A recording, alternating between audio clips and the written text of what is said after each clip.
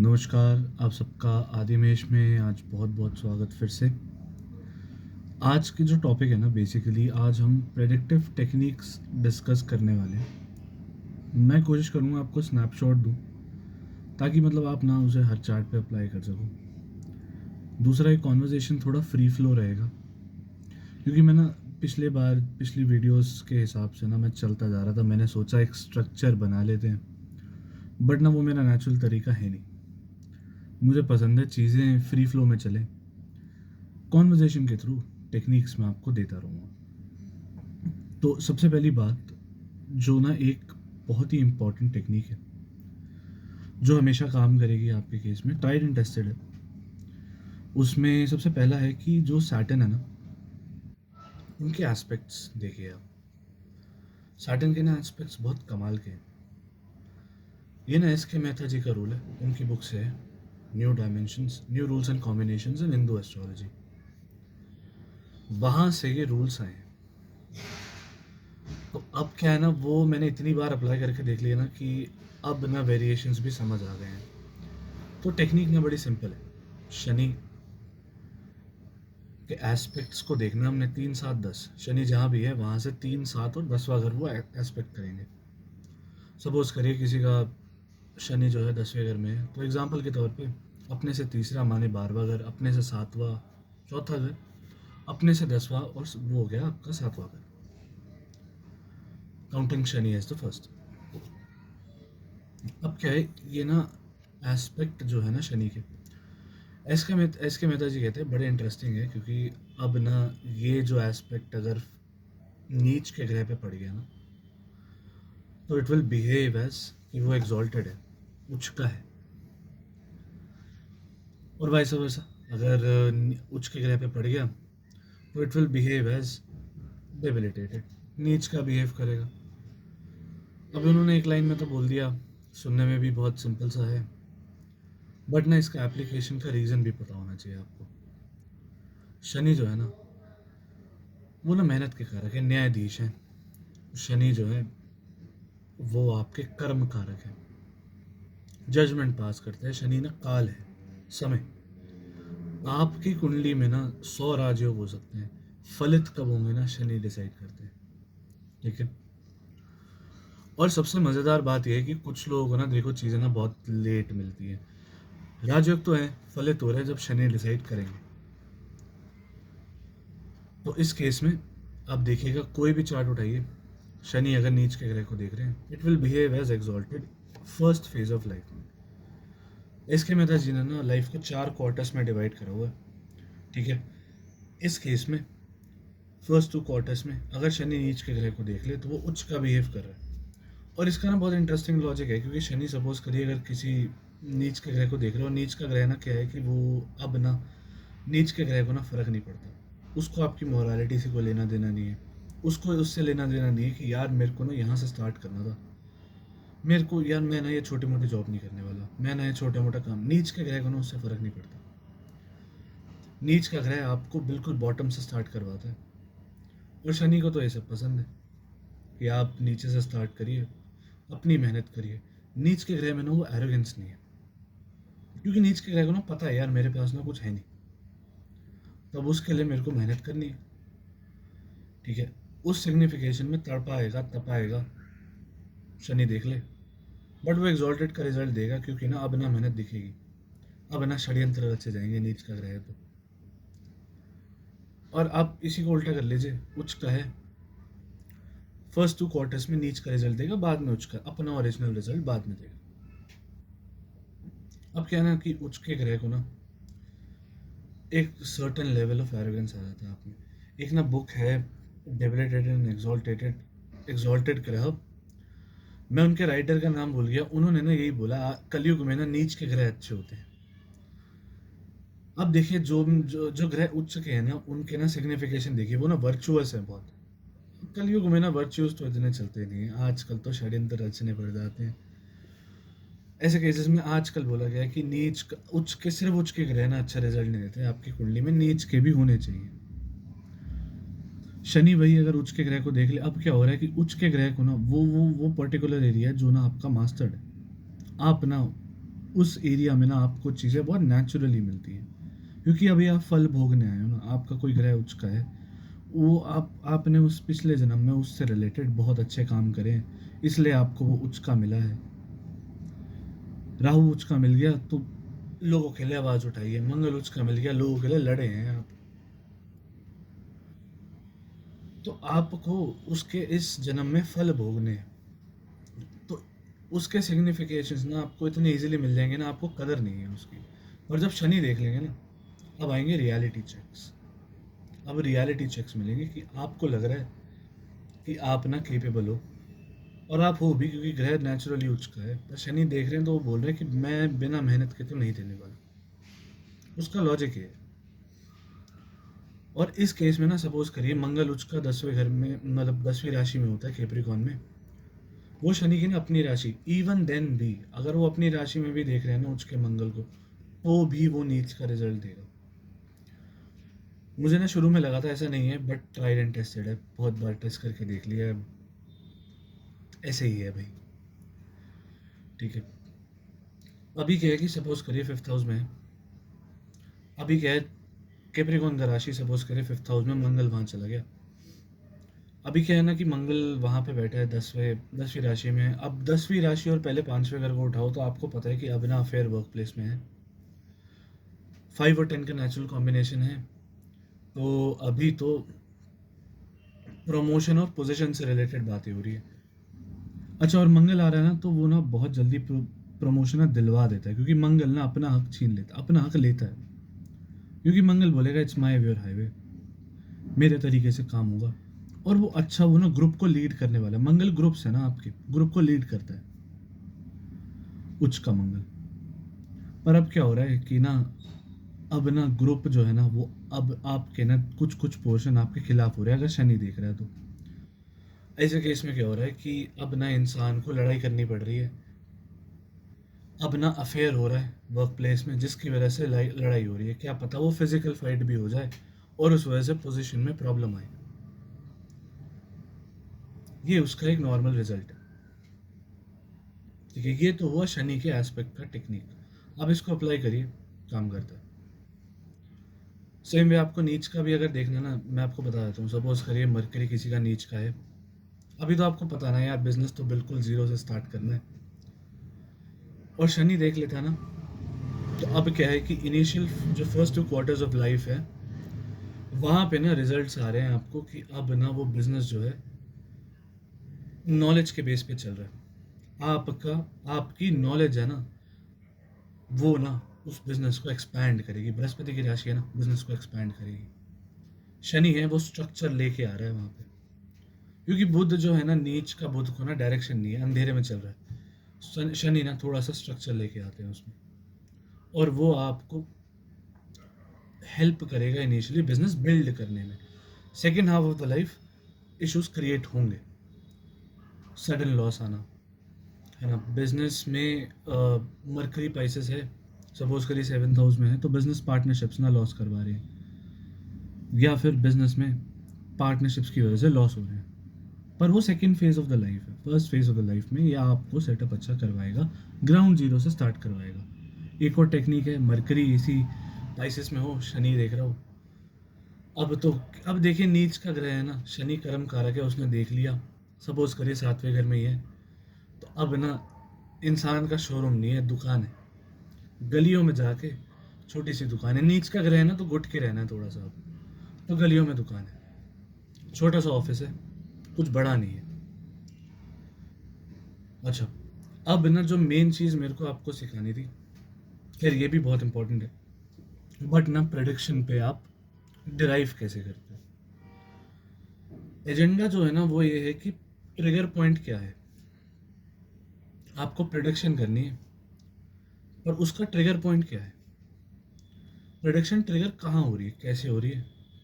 और वो ना बहुत सिंपल, मैं आपको समझाता हूँ। इसके 4 लेयर है, आज हम लेयर 1 की बात करेंगे सिर्फ, लेयर 1 में भी लेयर 2।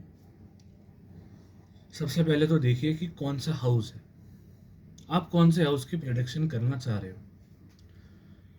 आपने वो देख लिया, सपोज करिए 7वें घर, हमने 7वें का एग्जाम्पल लिया, 7वें की बात कर लेते हैं। 7th हाउस का प्रेडिक्शन है, अब ना वो प्रेडिक्शन ट्रिगर हो रहा है शादी के बाद, बिजनेस ओपन करने के बाद, पार्टनरशिप्स के थ्रू। ट्रिगर उसका ये मार्केट प्लेस में।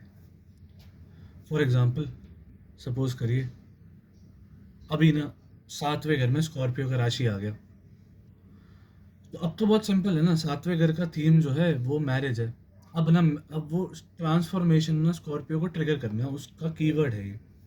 उसको डेथ और रीबर्थ करवाना है, ट्रांसफॉर्म करवाना, लाइफ चेंज करवानी है आपकी 180 डिग्री। पर अब वो हो कब रहा है, उसका ट्रिगर ना शादी है। अब इस केस में ना ब्लैंक चार्ट में भी आप प्रेडिक्शन करो, शादी होते ही ना लाइफ में ट्रांसफॉर्मेशन आ रहा है। और ये मैं अभी बहुत बेसिक लेयर समझा रहा हूँ, हम ना आगे अगली वीडियोस में इसके आगे बिल्ड करेंगे। आप टेंशन मत लीजिए, मैं सिमिलर कॉम्बिनेशन उठा लूँगा ताकि कन्फ्यूजन ना हो। अब क्या है कि आपको पता चल गया कि ना अब यहाँ पे शादी के बाद ट्रांसफॉर्मेशन आना है। अब सपोज करिए यहाँ शनि बिठा दो आप। अब ना शनि किसका कारक है, प्रोफेशन का, आपके कर्मों का कारक है। अब क्या हो रहा है, शादी के बाद ना प्रोफेशन में ट्रांसफॉर्मेशन आ रहा है, और वो ट्रांसफॉर्मेशन सडन आ रहा है। सिंपल। ऐसे केसेस में आपका ना, क्योंकि शनि थर्ड लॉर्ड है, तो डिपार्टमेंट चेंज एकदम से हो गया शादी के बाद। प्रोडक्ट में चेंज, आपने प्रोडक्ट बदल दिया, आप कोई नया प्रोडक्ट लिया, या कोई बहुत पुराना प्रोडक्ट आप बेचते थे, आपने उसे रिवाइव कर दिया। अब इस केस में ना एक और प्रोडिक्शन भी बनानी कैसे, मैं ये बताता हूँ आपको। सपोज करिए same combination Saturn 7th house Scorpio में है। ऐसे केसेस में ना अब क्या है कि जो प्रोफेशन है, अब वो वेस्ट मटेरियल से रिलेटेड भी हो सकता है ना, क्योंकि स्कॉर्पियो जो है वो आपको आपका वेस्ट रिप्रेजेंट करता है। आपके बॉडी में भी एक्सक्रीशन जो है ना वो स्कॉर्पियो है।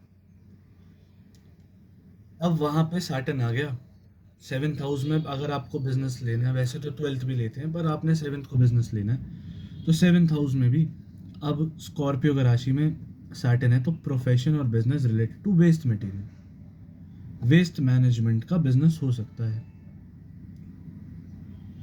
आपको कीवर्ड्स अलाइन करने। सपोज करिए सेम कॉम्बिनेशन है, ये ना मैंने बहुत बार कॉम्बिनेशन देखा हुआ है, तो मेरे को अब ना पता चल गया है कि कैसे काम हो रहा है। एक और कॉम्बिनेशन है सिमिलर, मैं आपको टोन में बताता हूँ। शनि सेम 7th हाउस में स्कॉर्पियो में है। सपोज करिए इस केस में वीनस लगन में आ गया, सैटर्न वीनस आमने सामने, वीनस टॉरस में आ गया लगन में, शनि 7th में स्कॉर्पियो में। और ना ऐसे केस में मून सपोज करिए शनि की राशि में चला गया, कैप्रिकॉन, एक्वेरियस, मोस्टली कैप्रिकॉन। अब ना ऐसे केस में मैं आपको बताऊं, अब ना बेकरी बनती है, स्वीट्स का काम बनता है। अब ये कहाँ से फिगर आउट हुआ, मैं आपसे एक्सपेक्ट कर रहा हूँ कि आप मुझे कमेंट्स में बताइए कि ये प्रेडिक्शन कैसे आ रहा है। मैं तो बहुत बार देख चुका हूँ ये चार्ट में, क्योंकि मेरे पास ना बहुत सारे लोगों के चार्ट्स मैंने डेटा इकट्ठा कर रखा है। अब उसमें से अब बहुत सारे ऐसे लोग हैं जिनका मिठाई का काम है, जिनका बेकरी का है, जिनको खोलनी है। तो बहुत सारे चार्ट्स में ना ये सिमिलर कॉम्बिनेशन दिखेगा अलग अलग तरीकों से। बेकरी, अब ना सब अब सेम कॉम्बिनेशन ही लेते हैं, वीनस लगन टॉरस, सैटर्न 7th के स्कॉर्पियो में, मून 9th में कैप्रिकॉन में। अब ना काम जो है ना वो बहुत ही एंशिएंट मंदिर के पास है। ये जो दुकान है ना, अगर स्वीट की है या बेकरी की है, ये ना किसी बहुत ही एंशिएंट मंदिर के पास है।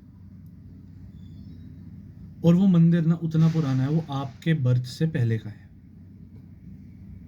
ठीक है। मून ना 9th हाउस कैप्रिकॉन में, 9th हाउस आपका मंदिर है, कैप्रिकॉन में आप प्रोफेशन है, प्लेस ऑफ वर्क आपका मंदिर के पास है। और इस केस में अब ना सपोज करिए, और हम एग्जांपल्स लेते हैं, हम एक्सपैंड करते जाते हैं इन्हीं प्रेडिक्टिव टेक्निक्स को, ट्रिगर लेते हैं। चलो सपोज करिए अब 12th हाउस की बात करते हैं, लियो आ गया 12th हाउस में। अब क्या हो रहा है कि पहली बात तो ना अब आपको पता होना चाहिए 12th house travel, foreign travel.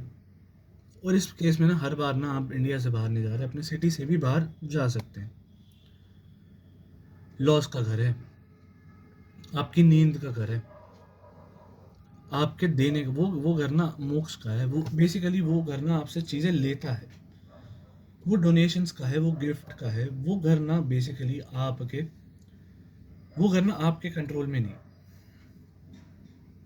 आपको ना वहाँ पे भरोसा चाहिए, आपको आप सो के उठते हो ना, आपको भरोसा चाहिए कि नींद खुलेगी नहीं खुलेगी वैसे। सो 12th हाउस ये सब चीज़ है। 12th हाउस अगर आप देखो तो एमएनसीज भी है ना, hospitals, jail, things like that, business, independent decision. Suppose करिए हमने लियो को बैठा दिया, अब ना 12th हाउस की चीज़ें ट्रिगर करेंगी, वो लियो के थ्रू करेंगी। माने ट्रैवल करोगे related to what, education, may be affair. अभी तो यहाँ पे आपको अपना पोजीशन जो है वो देना पड़ेगा। स्पाइसेस नेचुरल 12th हाउस में लियो जा रहे हैं। ऐसे केसेस में अभी क्या होता है, पीजी में भी रहने वाले लोग ये कॉम्बिनेशन से दिखते हैं। एजुकेशन के लिए जो पीजी में रहते हैं दूसरी सिटी में जाके, ये कॉम्बिनेशन कॉमन। बट वो कॉलेज पीजी। अच्छा, पोजीशन का लॉस, सपोज करो अब मैलेफिक 12th में आ गए लियो में ही। अभी क्या है ना, अब ना इशू जो है ना वो पास्ट लाइफ से आ रहा है। जैसे कि नेटिव ने कुछ ना किया होगा किसी की पोजीशन से रिलेटेड लास्ट लाइफ में, और उन्होंने ना उसका उस इंसान, इस इंसान की वजह से ना किसी ने ना पास्ट लाइफ में अपना पोजीशन खोया है। इसलिए ना अब इनको इस लाइफ में अब पोजीशन से रिलेटेड इश्यूज आएंगे। अगर लियो अफ्लिक्टेड है, बहुत सिंपल प्रोडिक्शन, अफेयर्स ना पब्लिक हो जाते हैं। ये ना बहुत कॉमन, ये कॉमन कॉम्बिनेशन है। सन अफ्लिक्शन में हो 12th हाउस में, स्कैंडल्स एक्सपोज हो जाना, है ना, वीनस के साथ आ जाए तो। पर क्योंकि लियो नेचुरली अफेयर का वो है, राशि है, अफ्लिक्शन में चला जाए, सेक्स स्कैंडल्स बाहर आते हैं।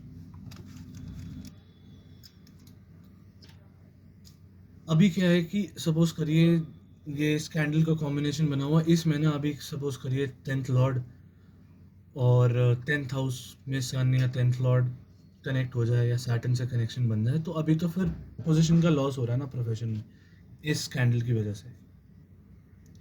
हमने ना ट्रिगर्स देखने सबसे पहले क्या है, बहुत सिंपल सी चीज़ है। 12th हाउस के सिग्निफिकेशंस लियो के थ्रू ट्रिगर कर रहे हैं। सिंपल है, लियो की चीज़ें कहाँ हो रही है, 12th हाउस में हो रही है। Position, loss of position, simple. Same way आप सपोज करिए कैप्रिकॉर्न को ले आओ 12th हाउस में। ऑल्दो ये बहुत इंटरेस्टिंग साइन है, इसमें ना कहने को बहुत कुछ है। I will be very honest, मैंने अब तक जो आपको प्रोडिक्शन करके दिखाई है ना वो कुछ भी नहीं है। उसमें ना कहने के लिए मेरे पास बहुत कुछ है, पर ना मैं आपको अभी कंफ्यूज नहीं करना चाहता, और मैं आपको बिल्कुल अभी बेसिक्स दे रहा हूँ, surface level. Capricorn 12th house में ले आओ, कैप्रिकॉर्न 12th हाउस आ गया, अर्ली रिटायरमेंट का कॉम्बिनेशन। क्योंकि अभी तो आपको अपना कर्म प्रोफेशन जो है वो भरोसे पे है, चला तो चला, नहीं चला तो नहीं चला, छोड़ देना है। सेम ना सैटर्न पे 12th हाउस में भी होता है, अर्ली रिटायरमेंट का कॉम्बिनेशन। अभी सपोज करें सेम आप कैप्रिकॉर्न को 3rd हाउस में बैठा दोगे, अब तो short travels related to work, 3rd house short travels है, कैप्रिकॉर्न है, अब तो काम से रिलेटेड जा रहे हो आप। अच्छा, अब आपका स्किल जो है आपके प्रोफेशन में यूज होगा। इसका ना आप ना इसको गलत मत समझिएगा, इसमें ना कभी ऐसे मत ऐड करिएगा कि ना अब कैप्रिकॉर्न का राशि 3rd में चला गया ना तो अब ना मेरा हॉबी मेरा प्रोफेशन बन गया, ऐसा नहीं है। वो ना कनेक्ट होना चाहिए हाउस 3rd से 10th, और वो ना 11th के साथ भी होना चाहिए ताकि वो फ्रूटिफाई हो, उन नवांश में सिमिलर चीज़ें रिपीट होनी चाहिए। बट इस केस में आपको देखना है ना, अब क्या है कि आपका हॉबी ना आपके प्रोफेशन में यूज कर पा रहे हो आप, उसका ना यूसेज है आपके प्रोफेशन में, वेस्ट नहीं है बेसिकली। ऐसे केसेस में ना लोग, मैं बहुत बहुत जो कॉमन चीज़ मैंने देखी है ना, ये लोग ना मतलब मरकरी सैटर्न हो, right, 3rd house Capricorn, Saturn 3rd house, ऐसे लोग ना मैंने देखे हैं जो ना अपने प्रोफेशन में आगे बढ़ने के लिए अपने आप को ना अपस्किल करते हैं, छोटे छोटे शॉर्ट कोर्सेज कर लेंगे अपने आप को अपस्किल करने के लिए। अभी क्या है, थर्ड हाउस कम्युनिकेशन डिवाइसेस भी हैं आपके। कैप्रिकॉन है, ओल्ड कम्युनिकेशन डिवाइसेस। मेरा बहुत सिंपल प्रेडिक्शन है, आपके घर में लैंडलाइन फ़ोन पड़ा हुआ है एक पुराना जो आप यूज़ नहीं कर रहे। बहुत सिंपल है ये चीज़ है ना, मैं आपको इसलिए बता रहा हूँ क्योंकि रेमेडी निकालने के काम आ जाती है कभी कभी। अच्छा, और थोड़ा सा अगर हम इस पे बात करें, आप सपोज करिए हमने वर्गो को 12th में बिठा दिया, मरकरी हो वर्गो हो, और मरकरी राशि में हो 12th लॉर्ड के एनीवेयर इन द चार्ट, ठीक है, उस पर शनि का एस्पेक्ट आ जाए या शनि से कहीं ना कहीं कनेक्शन बन जाए। आदमी ना, जो मैंने बहुत कॉमन पैटर्न नोटिस करा है, और ये जॉब वाले लोगों के लिए है जो मैंने नोटिस करा है, ऐसा इंसान ना पहले जो है अच्छे से काम करता है शुरू में, और उसके बाद एक बार छुट्टी लेता है और फिर ना बार बार छुट्टियाँ लेता है। ये ना ये उन लोगों का कॉम्बिनेशन है जो ना आपको ना महीने में एटलीस्ट 1-2 हाफ डेज लेते हुए मिलेंगे। ये ना फिर एक बार लीव लेना शुरू करते हैं ना, बार बार लेना शुरू कर देते हैं। ऐसे केसेस में ना मैं हमेशा बोलता हूँ कि आप ना लीव्स अवॉइड करिए जब तक नेसेसरी ना हो ना, बिल्कुल एब्सोल्युटली नेसेसरी आप लीव्स मत लीजिए। आप ना काम छोड़ के बैठ जाएंगे या आपको निकाल दिया जाएगा, कॉम्बिनेशन पे डिपेंड करता है। अभी ये जो कॉम्बिनेशन है ना, ये मतलब आप सपोज करो इसमें 8th लॉर्ड इन्वॉल्व हो गया, मून इन्वॉल्व हो गया, या इन जनरल भी मून 8th हाउस इन्वॉल्व हो गया, हाफ लीव ज़्यादा है, ठीक है। और पर ना ऐसे केसेस में ना 12th हाउस, ठीक है, और सपोज करिए मरकरी 12th लॉर्ड का राशि में बैठ गया, 12th लॉर्ड का राशि में, मैं आपको एग्जांपल देता हूँ इसका। सपोज करिए वीनस जो है लिब्रा 12th हाउस में है, और लिब्रा वो वीनस का राशि है, वीनस का दूसरा राशि कौन है, टॉरस। अभी इस केस में अगर 12th हाउस में लिब्रा है तो लगन में कौन आ गया आपका, लगन है स्कॉर्पियो। 7th हाउस में भी वीनस का दूसरा राशि है विच इज टॉरस। इस केस में मरकरी टॉरस में बैठ रहे हैं ना, तो ये काम हो रहा है, तो भी ये एप्लीकेबल है। वो 12th लॉर्ड का राशि में बैठना चाहिए, या वर्गो 12th हाउस में जा रहा हो अफ्लिक्शन में चला जाए, या जुपिटर से, जुपिटर का कहीं ना कहीं जैसे गुरु का ना कनेक्शन बन जाए वीनस या जुपिटर, और फिर वो अफ्लिक्शन में चला जाए सैटर्न के साथ। हाफ डे लीव्स, लीव्स बहुत कॉमन है। पर मैं आपको बहुत सिंप्लीफाई करके बताऊँ, मरकरी वर्गो 12th हाउस का राशि में एस्पेक्टेड बाय सैटर्न, सैटर्न के कनेक्शंस आ जाए उसमें, मून कहीं ना कहीं से कनेक्ट हो जाए, मतलब वो मरकरी के नक्षत्र में भी बैठ जाए, ऐसा इंसान हाफ डे लीव लेता है, एक बार छुट्टी लेता है ना, बार बार लेता है। That is something you have to control, ठीक है। अभी ना देखिए, सपोज करिए वीनस जो है, वीनस खैर बहुत कॉम्प्लेक्स है, पर वीनस के बारे में ना एक बात है, लोग ना मैरिज के लिए वीनस को देखते हैं। वीनस जो है वो, हाँ, वो हमेशा डिसाइड करेगा आपका क्वालिटी ऑफ मैरिज कैसा चल रहा है। पर ना अभी क्या है कि एक ना कॉमन फैक्टर है जिससे ना मैरिज अच्छा चलता है, जैसे शुक्र जो है वो, मतलब जुपिटर की राशि में, मून की राशि में, जुपिटर मून से कनेक्शन कर लेता है तो शादी अच्छा चलता है।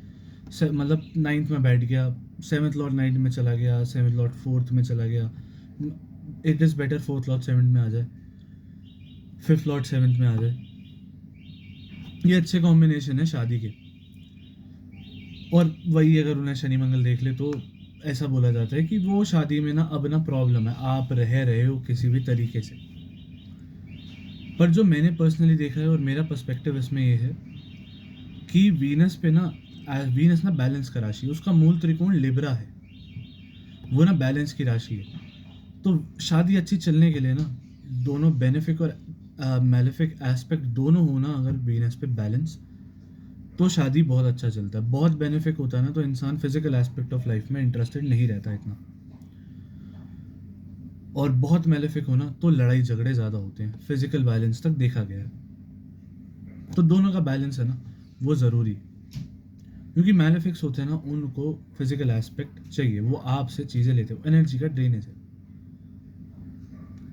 पर आप इतने अभी क्या है वो जो बेनिफिट्स जब आ जाते हैं ना वो आपको उनका ना ऑब्जेक्टिव नहीं है, उनका ना फिजिकल चीज़ों का ऑब्जेक्टिव नहीं है, उनको राइज करना है, वो इजी गोइंग है।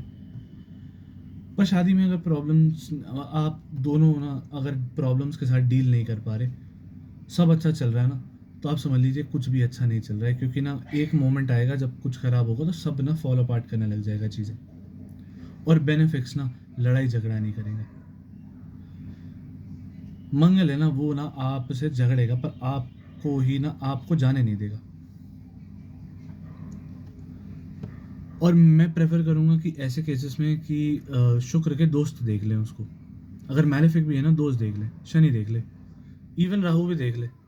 पर राहु के केस में थोड़ा एम्बिगुअस हो जाता है, बट शनि देख ले अच्छा है। अगर और सपोज करिए बृहस्पति देख रहा है शुक्र को, शनि भी देख ले, अच्छा शादी है। और जो आर्ग्यूमेंट है ना जो मैंने अभी आपको बोला कि जुपिटर राशि, Jupiter connection, moon connection partially true है, बट ना इट इज़ बेटर कि अगर वीनस जो है सेवंथ लॉर्ड है वो is aspected by, should be Jupiter या मून का राशि में ना एस्पेक्टेड बाय मैलेफिक्स एक, और उसके बाद और एक बेनिफिक एस्पेक्ट आ जाए, अच्छा काम करता है, बहुत अच्छी शादी है। सेम वे अभी मैं एक रिसेंटली चार्ट देख रहा था आज, सैटर्न लियो का था। मतलब ना मैंने ना एक चीज़ देखी है, सैटर्न, अब ना हम सैटर्न की बात करते हैं लियो पे। सैटर्न ना आपको पता है कि वो लोग हैं जो ना आपके अंडर काम कर रहे हैं। सैटर्न शूद्र है बेसिकली, अपने बारे में सोचता है, हार्ड वर्क कर रहा है। अभी सैटर्न का ना ऑब्जेक्टिव ना बहुत अलग है। शनि का ऑब्जेक्टिव आपको वो एनलाइटनमेंट का तरफ ना साधना करवा के ले जाने का नहीं है, वो कह रहे कर्म करो। हाँ, साधना अगर एस्पेक्ट मतलब कॉम्बिनेशन बनता है तो देता है, ऐसी बात नहीं है, बट ना उसका प्राइमरी ऑब्जेक्टिव देखिए, वो कर्म के कारक है। वो ना आपको एजुकेशन में हेल्प नहीं करने वाले, वो आपको आर्ट्स में हेल्प नहीं करने वाले, उनका काम ना आपको काम देना है। बहुत लोग होते हैं जिनके नंबर अच्छे नहीं आते पर काम आप देखिए प्रोफेशनली वो आपसे कहीं आगे हैं। शनि,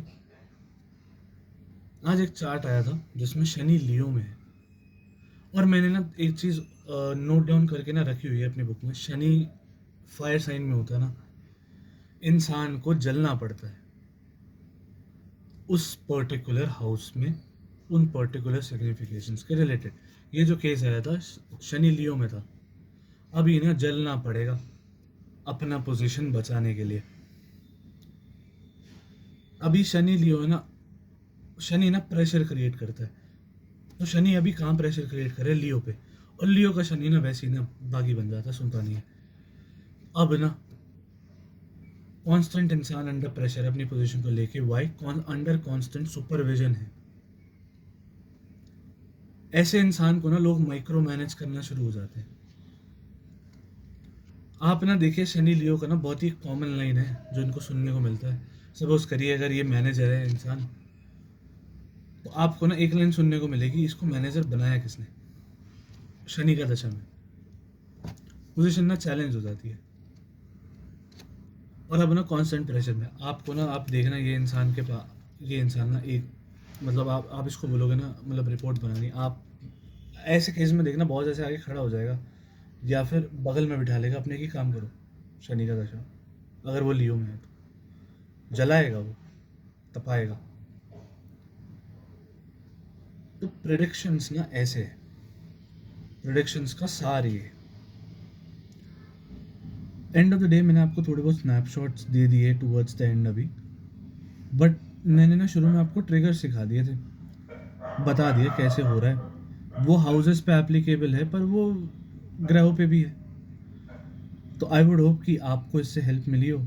मैं आशा करता हूँ कि आप ट्राई करिएगा, मतलब यूज़ करके देखिएगा, टेक्निक्स काम करते हैं, ट्राइड एंड टेस्टेड फॉर्मूलाज हैं। डिराइव करने के लिए आपको चीज़ें समझनी पड़ेंगी, उसके लिए आपको यदि मेरे से कोई हेल्प चाहिए तो मैं एक अपना कोर्स भी है मेरा, जिसके माध्यम से I will teach you how to predict as well. But आज के लिए इतना ही। एंड जाने से पहले वीडियो को लाइक कर लीजिएगा, चैनल को सब्सक्राइब कीजिएगा, अपने दोस्तों में या जिनको ज्योतिष में इंटरेस्ट है उनमें ये चीज़ें शेयर कीजिएगा। एंड नमस्कार।